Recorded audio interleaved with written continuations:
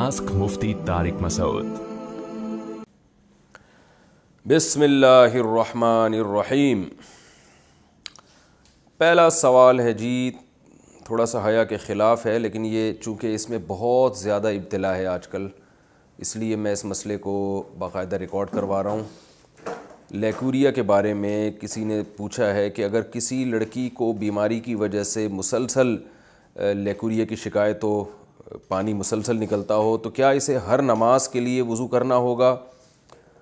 اور وہ پانی اگر کپڑوں پہ لگ جائے تو کیا کپڑے چینج کرنے ہوں گے؟ کیا ہوگا؟ نیز اگر فجر کے لیے وضو کیا تو کیا اسی وضو سے اشراق اور چاش کی نماز پڑھی جا سکتی ہے؟ یہ مسئلہ یہ ہے کہ دیکھیں، اس پانی کے نکلنے سے وضو بہرحال ٹوٹ جاتا ہے۔ خواتین کو جو مینسز کے ایام میں جو مینسز آتے ہیں نا، وہ تو مینسز ہیں، ان میں تو نماز بھی معاف ہے، روزہ بھی معاف ہے، روزے کی قضا کرنی پڑے گی، نماز کی قضا نہیں کرنی پڑے گی۔ لیکن مینسز کے علاوہ جو کسی بھی خاتون کو جو بھی پانی آتا ہے، بلیڈنگ ہو، چاہے وہ بلڈ ہی کیوں نہ آ رہا ہو، تو شریعت کی اصطلاح ہے، اس کو استحاضہ کہا جاتا ہے۔ استحاضہ کا مطلب یہ کہ مینسز کے علاوہ جو بلیڈنگ ہو رہی ہے یا اور بھی کوئی بھی نجاست جو نکل رہی ہے، وہ سب استحاضہ ہی کے حکم میں آتی ہے۔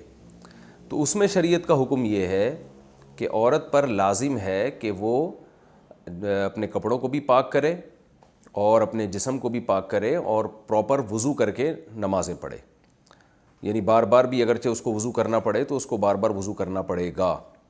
لیکن ایک کنڈیشن ایسی ہوتی ہے کہ جس میں وہ عورت معذوروں کی فہرست میں داخل ہو جاتی ہے۔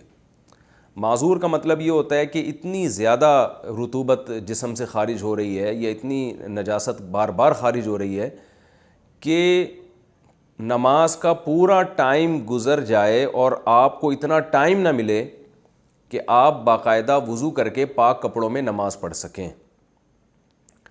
میں دوبارہ اس کو آسان لفظوں میں بتاتا ہوں۔ یعنی زندگی میں کبھی بھی ایسا ہو جائے نا کہ نماز کا پورا ٹائم آپ کا گزر گیا اور آپ پاک کپڑوں میں اپنے آپ کو پاک کر کے وضو کر کے نماز ہی نہیں پڑھ پا رہے ہیں۔ مثال کے طور پر ہم مغرب سے عشاء کی نماز کا ٹائم لے لیتے ہیں، یہ بہت تھوڑا ہوتا ہے۔ فار ایگزامپل، سورج غروب ہو رہا تھا 6:30 پہ اور عشاء کا وقت داخل ہو رہا ہے 7:30 پہ، تو 1 گھنٹے کا ٹائم آپ کے پاس ہے۔ ایک مثال دے رہا ہوں میں سمجھانے کے لیے۔ اب کسی خاتون نے 6:30 بجے وضو کرنے کے لیے مغرب کی نماز کا یعنی ارادہ کیا اور وضو کرنے کے لیے وہ گئیں۔ اب انہوں نے دیکھا کہ بھائی میں وضو کر کے مصلی تک پہنچتی ہوں اور مجھے یہ پانی آنا شروع ہو جاتا ہے، یعنی میرے کپڑے ناپاک ہو جاتے ہیں کیونکہ اس پانی کے نکلنے سے وضو ٹوٹ جائے گا۔ تو انہوں نے دیکھا کہ بھائی میں جیسے ہی مصلی تک پہنچتی ہوں، نماز پڑھتی ہوں، یا تو نماز سے پہلے یا نماز کے دوران، یعنی سلام پھیرنے سے پہلے ہی جو ہے وہ وضو ٹوٹ جاتا ہے۔ تو وہ دوبارہ وضو کریں، پھر نماز کے لیے جائیں تو دیکھا پھر جو ہے نا اس طرح وضو ٹوٹ رہا ہے۔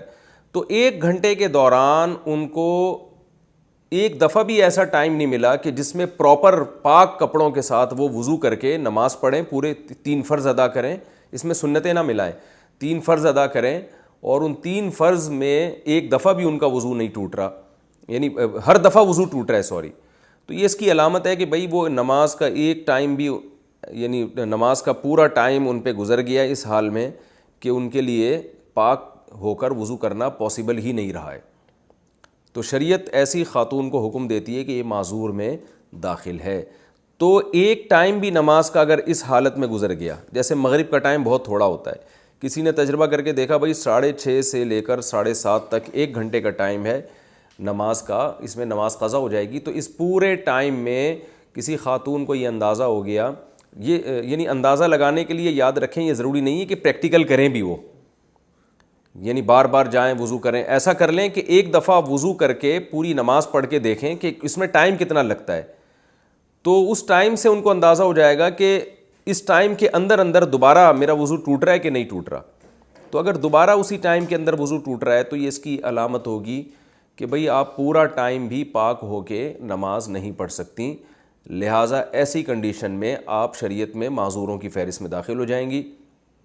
تو آپ پر پھر یہ شریعت یہ حکم دیتی ہے کہ جب ایک دفعہ بھی ایسا ہو جائے تو اب ایسی خاتون کے لیے پورے ٹائم کے لیے ایک دفعہ وضو کافی ہے۔ وہ ایک دفعہ وضو کریں, اسی سے فرائض بھی پڑھیں, سنتیں بھی پڑھیں, نوافل بھی پڑھیں. جب وہ ٹائم گزر جائے گا تو اگلی نماز کے لیے ان کو دوبارہ وضو کرنا پڑے گا. اور جس مرض میں وہ معذوری میں مبتلا ہوئی ہیں, اس مرض کی وجہ سے یعنی اس لیکوریا کی وجہ سے وضو نہیں ٹوٹے گا. تو یہ مسئلہ ہے معذور کا.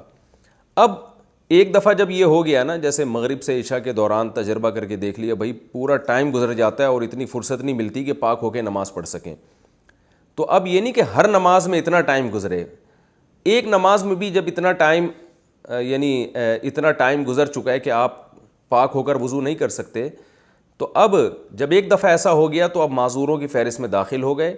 اب ہر نماز میں آپ نے صرف ایک ہی وضو کرنا ہے اور اس سے فرائض, واجبات, سنت, نوافل جب تک ٹائم باقی ہے آپ وہ تمام نمازیں آپ اسی وضو سے پڑھتے رہیں.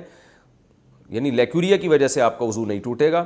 اور اس میں اب یہ بھی ضروری نہیں ہے کہ پورا ٹائم آپ کا جو ہے یعنی اسی میں لیکوریا میں گزرے, یہ ضروری نہیں ہے, بلکہ پورے ٹائم میں ایک دفعہ بھی اگر بلیڈنگ ہو گئی یا پورے ٹائم میں ایک دفعہ بھی اگر نجاست اس یعنی خارج ہو گئی, وہی والی نجاست جس میں بیماری ہے, یعنی یہ نہیں کہ اگر کسی پیشاب کر لیا یا کوئی اور طرح سے اگر وضو ٹوٹ گیا پھر تو ٹوٹ جائے گا وضو, اس بیماری کی وجہ سے وضو نہیں ٹوٹے گا. تو پورے ٹائم میں اگر ایک دفعہ بھی ایسا ہو گیا کہ یعنی وہ عذر لاحق ہوا اور ایک دفعہ بھی ایسا ہو گیا تو یہ خاتون معذور ہی رہے گی. یعنی پہلی دفعہ میں تو یہ ضروری ہے کہ پورا ٹائم گزر جائے اور پاک نہ ہو سکیں. اگلی دفعہ میں یہ ضروری نہیں ہے کہ پورا ٹائم گزر جائے, بلکہ پورے ٹائم میں ایک دفعہ بھی اگر بلیڈنگ ہوئی تو بھی وہ معذوروں میں ہی داخل رہیں گی. اب معذوروں سے صحت مند لوگوں کی فہرست میں آنے کے لیے یہ ہوگا کہ پورے ٹائم میں ایک دفعہ بھی بلیڈنگ نہ ہو. یعنی آسان لفظوں میں یوں بتاتا ہوں کہ معذوروں کی فہرست میں داخل ہونے کے لیے تو شرائط مشکل ہیں. پورے ٹائم گزر جائے, آپ کو وضو اور نماز آپ مکمل نہ کر سکیں پاکی کی حالت میں. کسی بھی ایک نماز کا جب پورا ٹائم گزرے گا اس طرح سے تو آپ معذوروں کی فہرست میں داخل ہو جائیں گے. لیکن معذوروں کی فہرست میں داخل ہونے کے بعد پھر اس فہرست میں باقی رہنے کی شرائط بہت آسان ہے. اس فہرست میں باقی رہنے کے لیے اتنا کافی ہے کہ نماز کے پورے ٹائم میں ایک دفعہ بھی وہ عذر لاحق ہو جائے جس بیماری میں آپ مبتلا ہیں. ایک دفعہ بھی ہو گیا تو اس کا مطلب ابھی بھی معذوروں میں داخل ہے. تو معذوروں کی فہرست سے نکلنے کے لیے اب یہ ضروری ہے کہ کسی نماز کا پورا ٹائم آپ پہ گزر جائے اور ایک دفعہ بھی عذر لاحق نہ ہو. مثال کے طور پر مغرب اور عشاء کی 1 گھنٹے میں آپ نے ٹرائی کر کے دیکھ لیا بھائی آپ پاک ہو کے وضو کر کے نماز نہیں پڑھ سکتے, تو اس کا مطلب یہ ہے کہ آپ معذوروں کی فہرست میں داخل ہو چکے ہیں. اب آپ نے دیکھا کہ عشاء کا وقت سے لے کے صبح صادق تک پورا ٹائم گزر گیا, ایک دفعہ بھی اگر لیکوریا ہوا ہے اور بلیڈنگ وغیرہ ہوئی ہے تو بھی آپ معذور ہیں. اور ایک نماز کا ٹائم ایسا آیا جیسے ظہر سے لے کے عصر تک کا ٹائم پورا ایسا ٹائم آ گیا کہ اس میں ایک دفعہ بھی بلیڈنگ نہیں ہوئی, تو اس کا مطلب آپ دوبارہ صحت مند لوگوں کی فہرست میں داخل ہو گئے ہیں, اور اب وہی حکام ہیں جو صحت مند لوگوں کے ہوتے ہیں. تو یہ جو میں نے مسئلہ بیان کیا یہ صرف لیکوریا کی مریض خواتین کا نہیں ہے, بلکہ ہر وہ شخص جو معذور ہو, چاہے مرد ہو یا عورت. بعض مردوں کو یہ بیماری ہوتی ہے, پیشاب کے قطرے ان کے ٹپکتے رہتے ہیں, بار بار وضو ٹوٹتا رہتا ہے. بعض لوگوں کو گیس کی بیماری ہوتی ہے, ہوا بہت زیادہ خارج ہوتی ہے ان کی پیٹ سے تو وہ وضو نہیں روک سکتے. بعض لوگوں کو کوئی زخم ہے جس میں پیپ پڑ گئی اور وہ پیپ نکل کے بہتی رہتی ہے. تو سب کا یہی حکم ہے کہ پورے ٹائم میں اگر ایک دفعہ بھی آپ کو ٹائم نہیں ملا پاک ہو کے وضو کرنے کا تو اب آپ معذوروں میں فہرست میں داخل ہو گئے. اب ہر نماز کے لیے بس ایک وضو کیا کریں, اور وہ جو عذر آپ کو لاحق ہوا ہے جیسے کوئی زخم ہے جس سے پیپ نکلتی رہتی ہے یا کوئی جو ہے پیشاب کے قطرے نکلتے رہتے ہیں کسی کو, تو اس عذر سے پھر اس کا وضو نہیں ٹوٹے گا. پورے ٹائم کے لیے ایک وضو کافی ہے. اور ہاں کوئی نماز کا پورا ٹائم ایسے گزر گیا جس میں ایک دفعہ بھی وہ عذر لاحق نہیں ہوا تو پھر ایسا شخص یا ایسی خاتون دوبارہ صحت مند لوگوں کی فہرست میں داخل ہو جائیں گی. میرا خیال ہے سمجھ میں آ جانا چاہیے. اتنی تفصیل کے بعد پھر بھی نہ آئے تو یہ جو ہے پھر بھی نہ آئے تو پھر دوبارہ اس کو سمجھنے کی کوشش کریں. اور میں کیا کہہ سکتا ہوں. دنیا میں جنت کی خوشی محسوس ہو سکتی ہے. روبینہ شیخ انڈیا سے. کیا ہم جنت کی خوشی محسوس کر سکتے ہیں؟ جیسے بعض دفعہ ہم کوئی خوبصورت منظر دیکھتے ہیں تو اس میں کھو جاتے ہیں, اور بعد میں جب اسے تصور کرتے ہیں تو ایسا لگتا ہے کہ ہم وہیں ہیں. دیکھیں دنیا میں جنت کو سوچنے پر نہ اللہ کی طرف سے کوئی پابندی ہے، نہ گورنمنٹ کی طرف سے کوئی پابندی ہے. جنت کے تصور میں کھونا بھی چاہیے تاکہ جنت کی لالچ پیدا ہو، جنت کی طلب پیدا ہو. لیکن اگر آپ کا یہ خیال ہے کہ دنیا میں جنت کا مزہ بھی آنے لگے گا حقیقی اور وہی لذت محسوس ہوگی، تو یہ ناممکن ہے. کیونکہ اللہ تعالیٰ نے قرآن مجید میں فرمایا فَلَا تَعْلَمُ نَفْسٌ مَّا أُخْفِيَ لَهُم مِّن قُرَّةِ أَعْيُنٍ، ہم نے اپنے نیک بندوں کی آنکھوں کی ٹھنڈک کا جو سامان چھپا کے رکھا ہوا ہے، جو عیش و عشرت کا سامان، کسی نفس کو خبر نہیں ہے، کوئی اس کی حقیقت تک پہنچ ہی نہیں سکتا. یعنی دنیا میں اللہ نے کسی میں اتنی صلاحیت ہی نہیں رکھی ہے کہ وہ اس کا ادراک کر سکے. اور رسول اللہ صلی اللہ علیہ وسلم نے ارشاد فرمایا ما لا عین رأت ولا اذن سمعت ولا خطر علی قلب بشر، کہ وہ نعمتوں کی حقیقت نہ کسی کان نے سنی، نہ کسی آنکھ نے دیکھی، اور نہ کسی کے دل میں اس کا خیال بھی گزرا، یعنی دل کے تصور بھی ممکن نہیں ہے. تو ہمیں جنت کے بارے میں سوچنا چاہیے تاکہ شوق پیدا ہو، لیکن اگر آپ یہ سمجھیں کہ اس کی حقیقت تک پہنچ جائیں گے، یہ ممکن نہیں ہے. قرآن پڑھا کر فیس لینا کیا جائز ہے؟ فوزیہ صاحبہ نے لندن سے پوچھا ہے. جو معلمات قرآن پڑھاتی ہیں، تجوید، ناظرہ، حفظ یا ترجمہ اور تفسیر پڑھاتی ہیں اور اس کی فیس بھی لیتی ہیں، کیا یہ جائز ہے؟ اس میں کوئی گناہ تو نہیں ہے؟ جی بالکل جائز ہے، وہ اپنا ٹائم دے رہے ہیں، ٹیچر آپ کو اس ٹائم کے پیسے لیے جا رہے ہیں، کوئی گناہ نہیں ہے اس میں. امیروں پر جہیز لینے کا کیا وبال ہے؟ نور خالق صاحب انڈیا سے پوچھتے ہیں جہیز کے بارے میں کیا حکم ہے؟ آج کل امیر لوگ اپنی بیٹی کو اتنا زیادہ جہیز دیتے ہیں کہ غریب لڑکیوں کی شادی نہیں ہو پاتی. کیا اس کا وبال امیر لوگوں پر آئے گا اور قیامت کے دن امیر لوگوں کی پکڑ ہوگی؟ جہیز چاہے امیر ہو یا غریب ہو، یہ غیر شرعی رسم ہے. نہ امیروں پر ہے کہ نہ امیروں کے لیے جائز ہے کہ وہ اس رسم میں، اس بری رسم میں تائید کریں، اور نہ غریبوں کے لیے.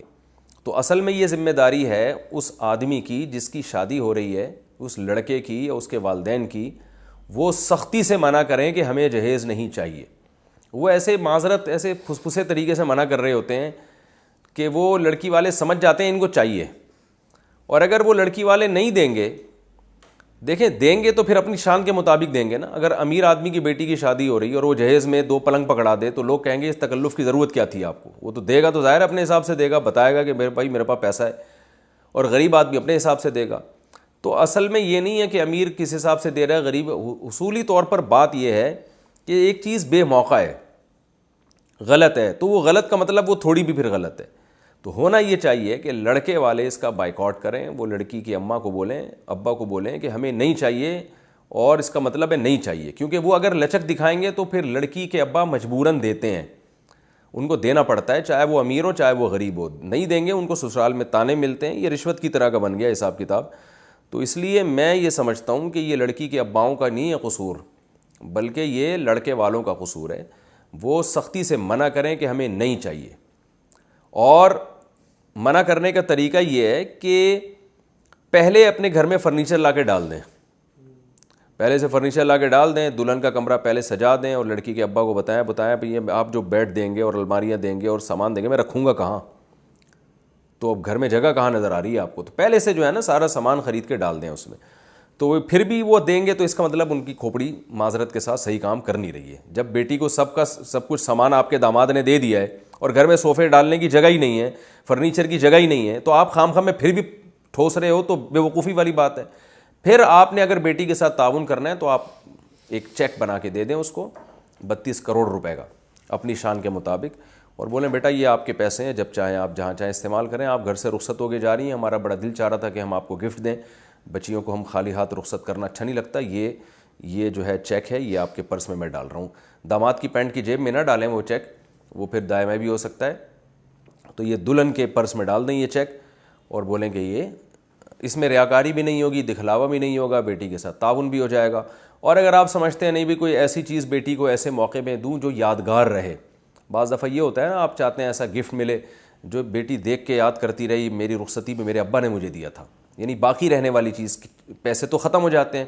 تو پھر اس کا طریقہ یہ ہے کہ آپ بیٹی کو جو ہے نا 32 کروڑ کا سونے کی ٹکیا بنا کے وہ اس کے جو ہے رکھ دیں اور بولیں یہ میری طرف سے یادگار ہے. ٹکیا میں بھی خطرہ ہوتا ہے کہ سونے کی اینٹیں بنا کے دیں گے یا سکے بنا کے دیں گے تو وہ خرچ کر لے گی. آپ کو محبت بہت زیادہ ہو گئی ہے اور آپ چاہتے ہیں موت تک میری بچی وہ میرا گفٹ دیکھ دیکھ کے یاد کرتی رہے ماشاءاللہ ابا نے کتنا خوبصورت گفٹ دیا تھا, تو ایک اور آئیڈیا میرے ذہن میں, سونے کا زیور بنا کے دے دیں, ایسا خوبصورت ڈیزائن ہو کہ بیگم جو ہے نا آپ کی بیگم بھی اس ڈیزائن کو تبدیل کرنے کا مشورہ نہ دے اور بیٹی بھی کہے کہ بڑا اچھا ڈیزائن ہے. یہ بھی نہیں ہوتا تو چلو بیٹی کو رخصت کر لیں, رخصت کرنے کے بعد دیکھیں گھر میں اب بھی فرنیچر میں کوئی ایسی چیز ہے جو کم رہ گئی ہے جو داماد نہیں کر سکا بیچارہ غربت کے باعث, تو پھر آپ نے کیا کرنا ہے کہ آپ نے داماد کو جا کے بولنا ہے یار تم نے گھر میں ماشاءاللہ یہ صوفے بھی آ گئے, فرنیچر بھی آ گیا, یہ جگہ خالی نظر آ رہی ہے تو یہاں کیل میں ٹھوک دوں گا. تو یہ اس طرح سے کرنے میں کوئی حرج نہیں ہے. اور اگر آپ نے ایسا نہیں کیا تو اس کا مطلب بھائی آپ بری رسم میں لوگوں کی تائید کر رہے ہیں. تو یہ جو بد دعائیں نکلیں گی نا غریب بیٹیوں کی, ان بد دعائیں کہیں آپ پہ نہ پڑ جائیں جن کی وجہ سے ان بچیوں کی شادیاں نہیں ہو رہی, غریب ماں باپ کے گھروں میں بیٹیاں بیٹھی بیٹھی بوڑھی ہو رہی ہیں جہیز نہ ہونے کی وجہ سے. تو خدا را خوف کریں. جو میں نے طریقہ بتایا یہ بہترین آلٹرنیٹ ہے, بہترین متبادل ہے. سب سے اچھا طریقہ کیا ہے, بیٹی کو پیسے دیے جائیں. اور چلیں آپ چاہتے ہیں بیٹی کا مستقبل ہمیشہ کے لیے بن جائے تو پلاٹ خرید کے دے دیں اس کو, وہ یادگار بھی رہے گا کہ میرے ابا نے مجھے ایک پلاٹ دیا تھا. وہ پلاٹ اس کے نام کر دیں, بیٹا یہ جہیز میں ہم نے پلاٹ دے دیا ہے, یہ اس کی قیمت بھی بڑھتی رہے گی, جب چاہو گی اس پہ گھر بنا لینا. نہیں ہوا تو مستقبل میں کبھی غربت آئی اور معاملات خراب ہوئے, خدا نخواستہ کوئی مسائل ہو گئے, تو یہ پلاٹ ہے تمہارا, بیچ کے کھا جانا اس کو. یہ تمام طریقے ہو سکتے ہیں, لیکن نہیں کرتے اس پہ تو کیا کریں, ہمارے پاس پولیس تو ہے نہیں سمجھانے کے لیے. اچھا بھائی, بیرون ملک والے کا پاکستان میں نکاح کا طریقہ, اس کو فون پہ نکاح کا طریقہ بھی کہہ سکتے ہیں. اگر لڑکا بیرون ملک ہو تو پاکستان میں نکاح کیسے ہوگا؟ محمد عثمان لاہور سے. اچھا ہوا یہ مسئلہ دوبارہ کسی نے پوچھ لیا. میرا ایک کلپ وائرل ہوا ہے جس میں نے لوگوں کو یہ بتایا کہ فون پہ نکاح بھی جائز ہے اور فون پہ بھی اس طرح سے نکاح ہو جاتا ہے. لوگ یہ سمجھے کہ گواہوں کے بغیر جائز ہے, تو بہت سے لوگ بغیر گواہ کے نکاح کر بیٹھے ہیں اور حوالے میرے دے رہے ہیں کہ میرے کلپوں کے حوالے دے رہے ہیں کہ انہوں نے کہا ہے کہ فون پہ بھی نکاح ہو جاتا ہے, اور کہہ رہے ہیں اس میں مفتی صاحب نے یہ تو بتایا ہی نہیں کہ گواہ بھی ضروری ہیں, لہذا بغیر گواہ کے بھی ہو جاتا ہے. تو اتنا گھنا بننے کی ضرورت نہیں ہے بھائی. ایسے نکاح بغیر گواہوں کے ہو رہا ہوتا تو پھر تو لڑکیوں کو لوگ بیوقوف بنا بنا کے صبح شام شادیاں ہی ہو رہی ہوتی. تو جیسے کہ بہت سے لوگ کر چکے ہیں, تو وہ نکاح کلیدہ میں یاد رکھیں, نکاح بغیر گواہوں کے نہیں ہوتا. اس پہ صحیح حدیث موجود ہے اور اجماع امت ہے اس پر. تو فون پہ نکاح اگر آپ وہاں بیرون ملک ہیں اور پاکستان میں نکاح کرنا چاہتے ہیں تو وہاں سے آپ یہاں ٹیلی فون پہ کسی کو وکیل بنا دیں, اپنا نمائندہ بنا دیں کہ بھائی سچی مچی کا دولہا تو میں ہوں اور کراچی میں میری طرف سے آپ نے قبول کرنا ہے. تو قاضی صاحب گواہوں کو لے کے بیٹھیں گے, یا تو اس محفل میں دلہن خود موجود ہوگی یا دلہن کے ابا یا بھائی جو اس کے وکیل بن کے آئے ہوئے ہوں گے وہ موجود ہوں گے. تو اب دولہا مارکیٹ سے شارٹ ہے, وہ امریکہ میں بیٹھا ہوا ہے, تو دولہا کے مارکیٹ سے شارٹ ہونے کا نقصان اس لیے نہیں ہے کہ دولہا کا نمائندہ وہاں بیٹھا ہوا ہے دولہا کی طرف سے قبول کرنے کے لیے. اس کو پہلے سے بتا دیں میری طرف سے قبول نہ, کہ اپنی طرف سے نہیں قبول لینا. تو قاضی صاحب کیا کہیں گے, نکاح جیسے نکاح ہوتا ہے اسی طرح سے نکاح پڑھائیں گے. لڑکی کے ابا سے اجازت لیں گے کہ بھائی میں آپ کی بیٹی کا نکاح فلاں بندے سے کرانا چاہتا ہوں جو امریکہ میں بیٹھا ہوا ہے, آپ کی طرف سے اجازت ہے؟ لڑکی کے ابا کہیں گے ہاں جی میری بیٹی کا آپ نکاح پڑھا دیں, اتنے مہر میں میری طرف سے اجازت ہے. اور لڑکی کے ابا نے پہلے سے دلہن سے پوچھا ہوا ہے. اس کے بعد قاضی صاحب کیا کریں گے, قاضی صاحب کہیں گے وہ جو آپ کا نمائندہ بیٹھا ہوا ہے نا وہاں پہ, اس سے کہیں گے کہ میں نے فلاں بنت فلانی کا نکاح اتنے مہر میں اس بندے سے کیا جو امریکہ میں بیٹھا ہوا ہے, اس نام کا, اس کے ابا کا یہ نام ہے, تو کیا آپ نے اس کا وکیل بن کے اس کی طرف سے قبول کیا؟ یہ جو یہاں بیٹھے ہوئے ہیں آپ کے وکیل یہ کہیں گے میں نے فلاں کی طرف سے قبول کیا. تو آپ کے وہاں بیٹھے بیٹھے آپ کا نکاح ہو جائے گا. مٹھائی آپ بھجوا دیے گا, وہ پھر آپ خود طریقہ سوچیں مٹھائی کیسے بھجوائیں گے. تو اس طرح سے بھائی گواہوں کی موجودگی میں نکاح ہوتا ہے. ایسے نہیں ہوتا فون اٹھایا, کسی آنٹی نے فون اٹھایا, نام پوچھا, ہاں بھائی میں نے آپ کو اپنے نکاح میں یہ قبول ہے, وہ بھی بیٹھی ہوئی تھی کہ موڈ اچھا ہوگا ان کا, انہوں نے بھی کہا قبول ہے. تو اس چکر لوگ سمجھ رہے ہیں اس طرح سے نکاح ہو جاتا ہے. اور مجھے تو یقین نہیں آ رہا تھا کہ لوگ اس طرح بھی کرتے ہیں, لیکن جب میرے سامنے کئی کیسز آئے ہیں تو پھر میں نے کہا میں اس پہ کلپ ریکارڈ کرواؤں گا. بھائی یہ زنا ہے, کوئی اس سے کچھ بھی نہیں ہوتا, ایسے نہیں نکاح ہو جاتا. اچھا بھائی, تلاوت اور ترجمہ قرآن افضل کیا ہے؟ ایک شخص سمجھ کر ترجمہ کے ساتھ قرآن مجید پڑھتا ہے لیکن بہت کم پڑھتا ہے, اور دوسرا شخص ترجمہ کے بغیر تلاوت کرتا ہے اور زیادہ پڑھ لیتا ہے. دونوں میں زیادہ بہتر کون سا عمل ہے؟ کون سا عمل زیادہ اختیار کرنا چاہیے؟ محمد احمد پنجاب سے. دیکھیں دونوں عمل کی اپنی اپنی فضیلت ہے, تو ہر چیز کا کوئی دوسرا الٹرنیٹ نہیں ہوتا. عربی میں جو قرآن مجید کی ہم تلاوت کرتے ہیں اس پر جو ثواب ملتا ہے وہ ترجمے میں نہیں ملتا, اور ترجمہ پڑھنے کے جو فائدے ہیں وہ زبانی تلاوت کے نہیں ہیں. تو دونوں کام کرنے چاہیے. اس لیے علماء کہتے ہیں کہ کم سے کم جس کی اسپیڈ مناسب ہو نا, رفتار, اسے کم از کم مہینے میں ایک قرآن تو عربی والا ختم کرنا چاہیے, جو یعنی بغیر ترجمے والا, اور پھر اس کے ساتھ تفسیر بھی پڑھتا رہے. اور جس کی رفتار بہت سلو ہے تو کم از کم آدھا قرآن ایک مہینے میں وہ پڑھے, 15 پارے پڑھے, اور نہیں ہو سکتا تو کم از کم 1 پاؤ پارے پڑھ لے.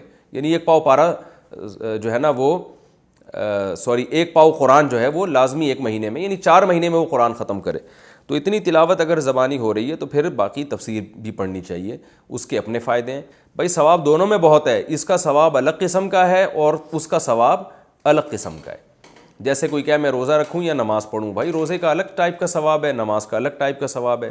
دونوں فضیلتیں جبھی حاصل ہوں گی جب دونوں عبادتیں کریں گے. ایک کو چھوڑ کر دوسری کریں گے تو وہ والی فضیلت نہیں حاصل ہوگی. کیا یوگا شرک سے تعلق ہے؟ یوگا کا, یوگا کی حقیقت کیا ہے؟ کیا یوگا اور شرک کا دور دور تک کوئی لینا دینا ہے یا نہیں ہے؟ کیا اسٹائل ہے سوال کا بھائی. ساحل صاحب نیو یارک سے پوچھتے ہیں. دیکھیں یوگا اور شرک کا دور دور کا بھی کوئی لین دین نہیں ہے.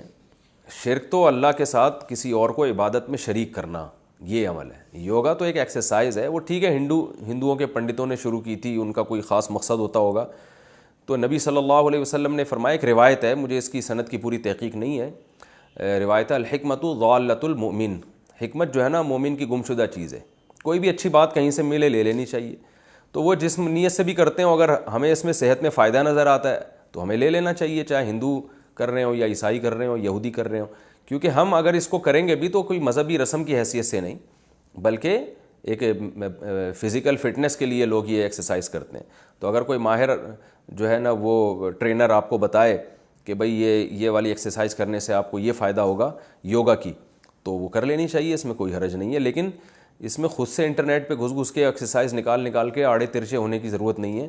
اس سے بعض دفعہ مہرے کھسک جاتے ہیں یا کوئی اور بعد میں مسائل پیدا ہوتے ہیں. تو کسی ماہر, جو ہر کام اس کے ماہرین سے پوچھ کے کرنا چاہیے. کیا عالم کم درجے کا پیشہ اختیار کر سکتا ہے؟ کیا ایسا کوئی پیشہ ہے جو معاشرے میں ذلیل یا گھٹیا سمجھے جانے کی وجہ سے عالم کو اختیار نہیں کرنا چاہیے؟ جیسے کچرا اٹھانا یا سڑکیں صاف کرنے کا کام. طلحہ بہادر انگلینڈ سے. جی دیکھیں, علماء کو ایسا پیشہ نہیں اختیار کرنا چاہیے جو گھٹیا سمجھا جاتا ہو, کیونکہ علم, علماء کی عزت سے علم کی عزت ہے. تو اگر علماء کی عزت ہوگی تو علم کی عزت ہوگی. تو علماء جو ہے نا ان کے لیے ایسا پیشہ اختیار کرنا, کچرا اٹھانے والا یا خدا نخواستہ کسی کا بھنگی بن جانا, یا جو آپ نے اور اس طرح کی بات کی ہے کہ کوئی بھی ایسا پیشہ, مثال کے طور پر مردے لہلانے کا پیشہ, یہ بھی علماء پہ سوٹ نہیں کرتا. کہ کسی بھی محلے کے یہاں کوئی میت ہو جاتی ہے, بعض حضرات کو دیکھا ہے وہ جا کے مردے نہلا رہے ہیں, پھر ان سے پیسے بھی لے رہے ہیں. تو یہ کمانے کے ایسے طریقے ہیں جو معاشرے میں کم تر درجے کے سمجھے جاتے ہیں. تو اہل علم کو زیب نہیں دیتے. ہاں اہل علم اگر کمانا چاہتے ہیں تو اور بہت سارے طریقے ہیں جس میں عزت بھی ہوتی ہے, پیسے بھی آ سکتے ہیں. تو تجارت تو ہمارے نبی صلی اللہ علیہ وسلم نے کی ہے اور صحابہ نے کی ہے, تو اس میں کوئی حرج نہیں ہے. اور باقی بھی بہت سارے شعبے ہیں, لیکن ایسا شعبہ جو بہت ہی گھٹیا سمجھا جاتا ہے وہ علماء کی شان کے بالکل خلاف ہے. اس سے علم کی توہین ہوگی. بلکہ علماء نے, فقہاء نے یہاں تک بیان کیا ہے کہ عام مسلمانوں کو بھی ایسا شعبہ غیر مسلم ممالک میں کم از کم نہیں اختیار کرنا چاہیے جس سے ان کی نظر میں آپ کی توہین ہو. مثال کے طور پر فقہاء نے بات لکھی ہے کہ مسلمان کو بھنگی کا پیشہ نہیں اختیار کرنا چاہیے. ٹھیک ہے, معاشرے کی ایک ضرورت ہے بھنگی بننا بھی, لیکن بھائی وہ ضرورت آپ نہ پوری کریں, لوگ کسی اور طرح سے کر لیں گے. آپ اپنی عزت کا خود خیال کریں. یہ تو ہر ایک کے لیے ہے نا, سب سے پہلے عزت ہے, پیسہ اس کے بعد کی چیز ہے. تو اور بھی بہت سارے شعبے ہیں, میں کسی خاص شعبے کا نام نہیں لوں گا, جو معاشرے میں سب کی نظر میں, سمجھدار لوگوں کی نظر میں کم تر سمجھے جاتے ہیں. تو ہر وہ چیز جس سے انسان کی عزت جاتی ہو. دیکھیں سب سے پہلے جو انسان اشرف ہے نا, اشرف المخلوقات ہے, سب سے زیادہ قابل عزت ہے. تو سب سے پہلے جس چیز کو بچانا ہے وہ عزت ہے. اس کے بعد پھر دولت دوسرے درجے کی چیز ہے. تو بعض دفعہ گھٹیا شعبے میں پیسہ بہت ہوتا ہے، کوئی بات نہیں ہے، کم پیسہ ہو، عزت کا شعبہ ہو، وہ ٹھیک ہے۔ اس سے یہ مطلب نہیں ہے کہ محنت مزدوری کرنا غلط چیز ہے، محنت مزدوری کوئی گھٹیا کام نہیں ہے۔ یہ تو جو ہے نا نبی صلی اللہ علیہ وسلم نے فرمایا، حضرت زکریا علیہ الصلوۃ والسلام بڑھئی کا کام کیا کرتے تھے، تو اگر وہ گھٹیا شعبہ ہوتا کارپینٹر کا کام تو پیغمبر تھوڑی کرتے یہ کام۔ تو اپنے ہاتھ سے محنت کرنا یا مزدوری کرنا یا چھوٹی موٹی چیزوں کی بھی تجارت کرنا یہ گھٹیا کام نہیں ہے، لیکن ایسا کام جس سے گندگی میں انوالو ہونا پڑتا ہے، یہ کام بہرحال کم تر درجے کا ہے۔ تو یہ علماء پہ بھی سوٹ نہیں کرتا اور اہل اسلام پہ بھی سوٹ نہیں کرتا، مسلمانوں پہ بھی سوٹ نہیں کرتا، اسلام کی عزت کی خاطر، تاکہ آپ لوگ یہ نہ کہیں کہ دیکھو مسلمان یہ کام کرتے ہیں۔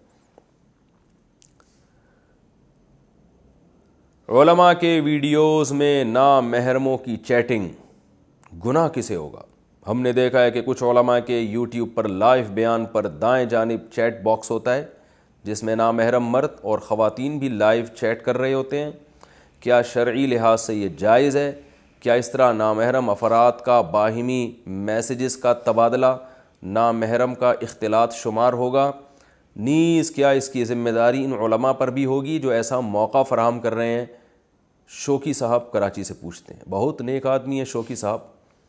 شوقی صاحب، جو کام آپ کے لیے روکنا ممکن نہ ہونا اور اس میں ضرر جو ہو وہ بھی اختیاری ہو، تو پھر اس میں لوگوں کو چھوٹ دی جاتی ہے۔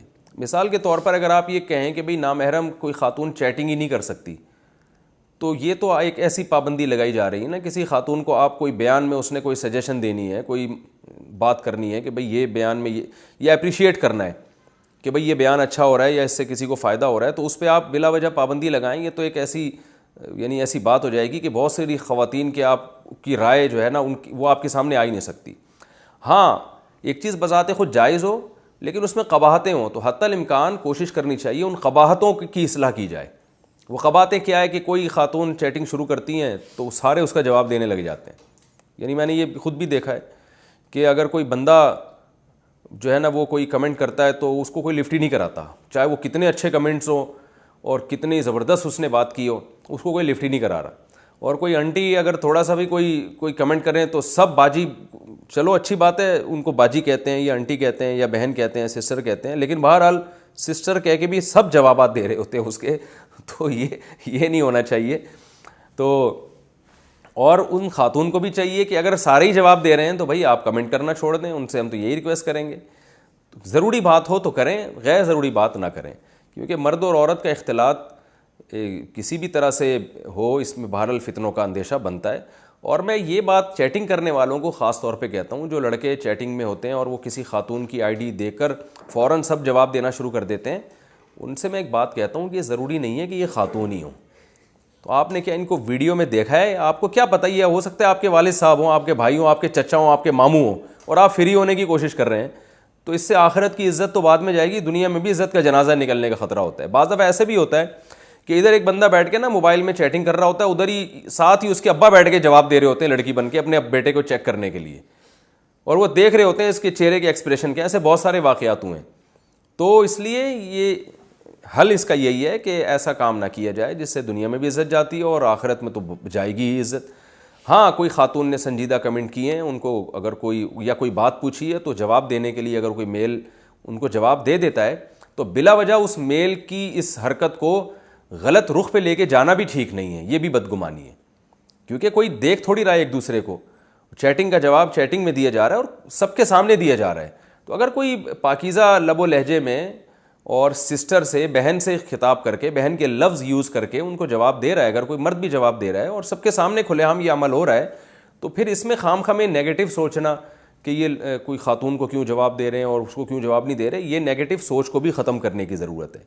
نبی صلی اللہ علیہ وسلم نے اور قرآن مجید نے جو ہمیں تعلیمات دی ہیں وہ اصل یہ ہے کہ بدگمانی سے بچو، اچھے معامل پہ تلاش کریں، اچھا معامل تلاش کریں ہر ایک کی بات کا۔ تو اگر کوئی خاتون کو لڑکے جواب دے بھی دیتے ہیں تو اس میں زبردستی اسی پہ لے کے جانا کہ یہ جناب کوئی غلط ان کی سوچ ہوگی، یہ سوچ کو بھی ختم کرنے کی ضرورت ہے، یہ بھی نیگیٹو سوچ ہے۔ پازیٹیو سوچیں، اگر کوئی سسٹر کہہ کے بات کر رہا ہے تو اس کو جو ہے نا اس کا مطلب وہ خاتون کو عزت دے رہا ہے، احترام دے رہا ہے۔ تو اس لیے میرا خیال ہے کہ اتنی پابندیاں لگانا غلط ہے۔ ہاں جو جتنا غلط ہو رہا ہے اس میں اس غلط کے خلاف آواز اٹھانی چاہیے, اور وہ چیٹنگ میں بھی اٹھانی چاہیے آواز. آسک مفتی طارق مسعود.